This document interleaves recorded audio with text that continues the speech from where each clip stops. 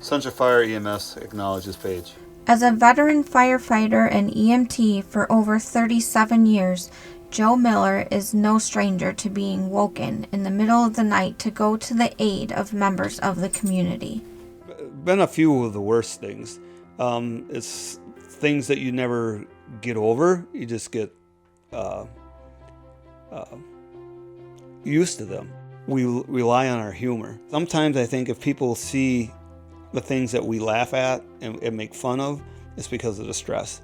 And it's just our way of dealing with things. But it all doesn't ever go away. You remember it like it was yesterday, but you're just able to deal with it. The best thing that I've been part of is childbirth, because that's a happy moment. So when everything goes right and people are happy after the event is over and smiling.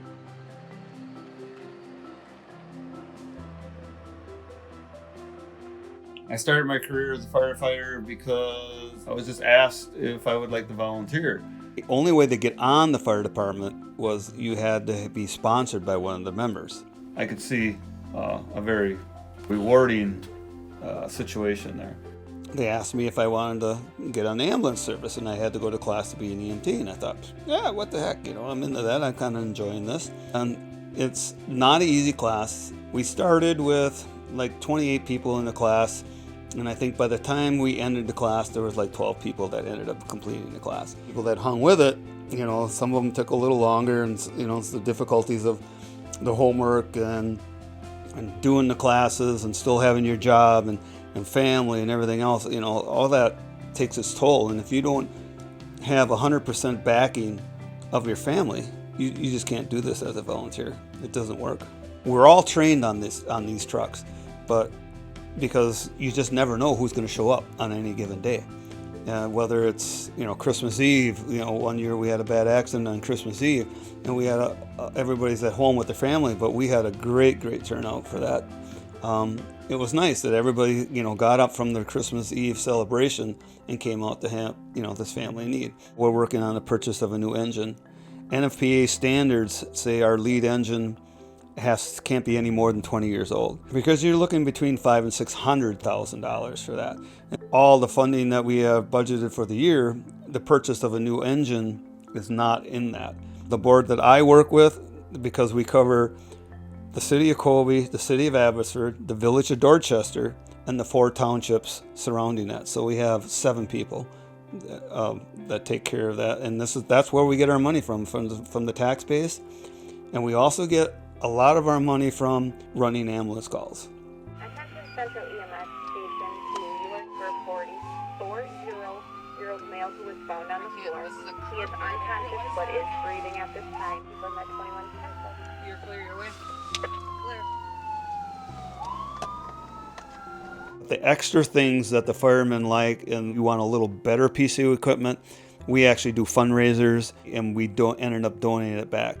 Like, we bought a fire safety house, our brush truck, our trailer, our UTV. All that money was raised by the firemen and the firemen's wives to just help lessen the burden on the taxpayers.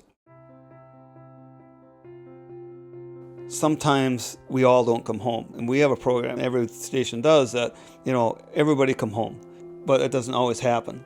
A few years back in 2012, we lost a firefighter in a fire.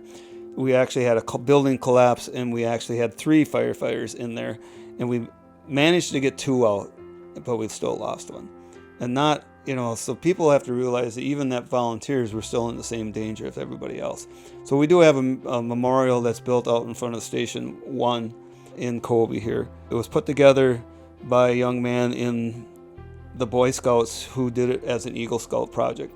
And it's a reminder, it's a good memorial and a reminder for some people especially that weren't around when that happened, that we don't always all come home.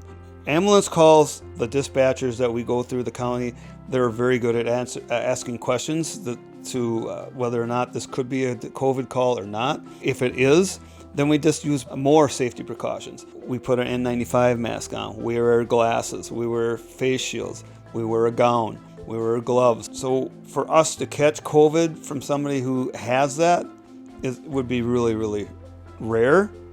So we feel pretty safe. We've had a number of COVID calls that I've been on and my wife has been on. We haven't caught it yet. And then we do deep cleaning of the rig afterwards. The Colby Volunteer Fire Department started. The first engine that they actually had was the 26 Dodge. And now this 26 Dodge, we still have that. When that truck was retired and being replaced, a fireman bought that truck. And he kept it in pretty good shape. It's still running. It's still able to pump water. And when this gentleman passed away, he willed it to the firemen. So we take good care of that. And as a group, we raised money. So we built a look-alike fire station, and we're putting that 1926 engine in there. And we also have the Colby 1947 engine that replaced the 46. And we have a bunch of other old equipment that's going to go in this building so people can realize what it was years ago and remember how far things have come from 26 to 2020. The volunteers, with the guidance of their chief, train, maintain, and prepare daily for the time that they are needed. Consider how you can support your local fire station. Buy a ticket for their next fundraiser event, or simply thank them for serving the community the next time that you see them at the grocery store.